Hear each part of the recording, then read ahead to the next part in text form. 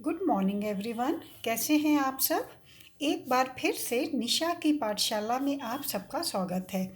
इस बार मैं आपके लिए मुहावरे लेकर आई हूँ। आप जब कोई कहानी या अपना कोई लेसन पढ़ते हैं तो आप देखते हैं कि उसमें कई बार मुहावरों का प्रयोग होता है। आज हम इन्हीं मुहावरों के बारे में जानेंगे। मुहावरों के बारे में सबसे ज़रूरी बात यह जान लीजिए कि यह कोई रटने की चीज़ नहीं है। इन्हें आपको समझना होगा। अगर आप इन्हें एक बार अच्छी तरह से समझ लेंगे तो यह आपको हमेशा याद रहेंगे। तो चलिए सबसे पहले हम यह जान लेते हैं कि मुहावरे किसे कहते हैं। जब कोई शब्द समूह या कहें वाक्यांश अपने सामान्य अर्थ को छोड़कर किसी विशेष अर्थ का बोध कराते हों तो उसे मुहावरा कहते हैं। मुहावरा एक पूरा वाक्य ना होकर वाक्यांश, वाक्य का अंश होता है। इनका प्रयोग स्वतंत्र रूप से नहीं हो सकता। ये किसी वाक्य में प्रयोग होकर ही वाक्य को रोचक और प्रभावशाली बनाते हैं। अतः हम कह सकते हैं कि मुहावरों का प्रयोग भाषा को सुंदर, प्रभावशाली और रोचक बनाने के लिए किया जाता है। पहले हम एक उदाहरण देखते हैं। वाक्य है, बालक का साहस देखकर लोगों ने दांतों तले उंगली दबा ली। इस वाक्य को पढ़कर लगता है कि लोगों ने अपनी उंगली दांतों के बीच में रखी और उसे दबाने लगे, पर ऐसा नहीं है। मुहावरे में उसका शब्दार्थ नहीं बल्कि उसका भाव देखते हैं। दांतों तले उंगली दबाना एक मुहावरा है और उसका अर्थ है आश्चर्यचकित हो जाना। तो इस तरह मुहावरे का जो सांकेतिक अर्थ होता है वह बहुत ही महत्वपूर्ण होता है। आज मैं कुछ मुहावरों का अर्थ और उनका वाक्य प्रयोग बताऊंगी। वाक्य प्रयोग करते समय हमें एक बात का ध्यान रखना है कि वाक्यों में हमें मुहावरे का अर्थ नहीं बल्कि मुहावरे को ही वाक्य प्रयोग में लिखना है। तो चलिए पहला मुहावरा पढ़ते हैं। अंधे की लाठी, जिसका अर्थ है एकमात्र सहारा। जिस प्रकार अंधे व्यक्ति के लिए उसकी लाठी ही उसका सहारा होती है, उसी प्रकार इस दुनिया में कई ऐसे लोग होते हैं जिनका एक ही सहारा होता है। उनके लिए इस मुहावरे का प्रयोग किया जाता है। अब देखते हैं कि इसको वाक्य में कैसे प्रयोग करते हैं। वाक्य है, रामू काका का इस दुनिया में कोई नहीं है, उनका बेटा ही उनके लिए अंधे की लाठी है। अब एक और वाक्य बनाते हैं। राम दिन के लिए उसकी पेंशन ही उसके लिए अंधे की लाठी है। दूसरा मुहावरा है, आसमान सिर पर उठाना, जिसका अर्थ है बहुत शोर करना। जब कोई बहुत शोर मचा रहा हो या बहुत शरारत कर रहा हो तो ऐसी स्थिति में आसमान सिर पर उठाना मुहावरे का प्रयोग किया जाता है। अब हम इसका वाक्य देखते हैं। माँ के घर से निकलते ही सोनू ने आसमान सिर पर उठा लिया। इसके लिए एक वाक्य प्रयोग बहुत होता है।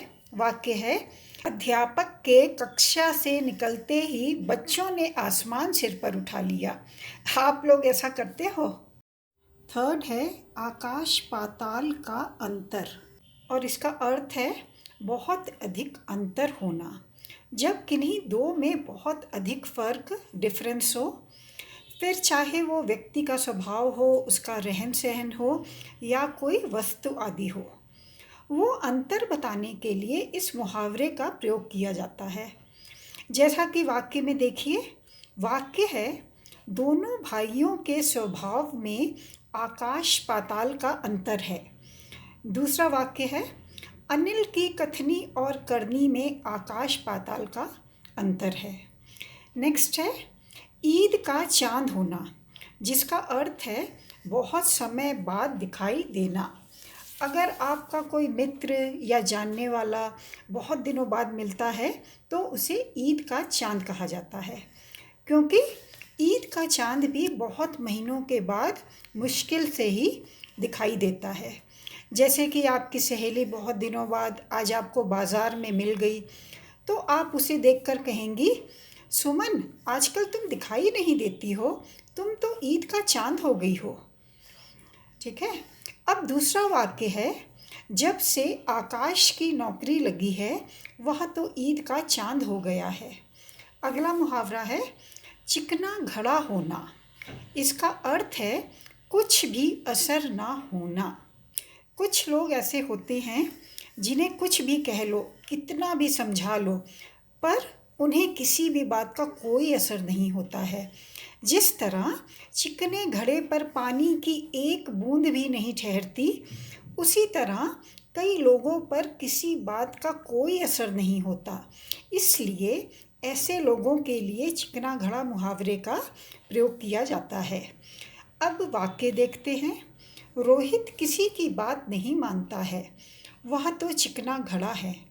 या ऐसे भी कह सकते हैं कि तुम्हें कुछ भी कहना बेकार है, तुम तो चिकना घड़ा हो। नेक्स्ट है नमक मिर्च लगाना। अर्थ है बात को बढ़ा चढ़ा कर कहना। कुछ लोगों की आदत होती है कि अगर उन्हें कोई बात कही जाए और वो बात जब वे किसी दूसरे को बताते हैं तो वे उस बात को बढ़ा चढ़ा कर अपनी तरफ से भी कुछ जोड़कर कहते हैं। तब नमक मिर्च लगाना मुहावरे का प्रयोग किया जाता है।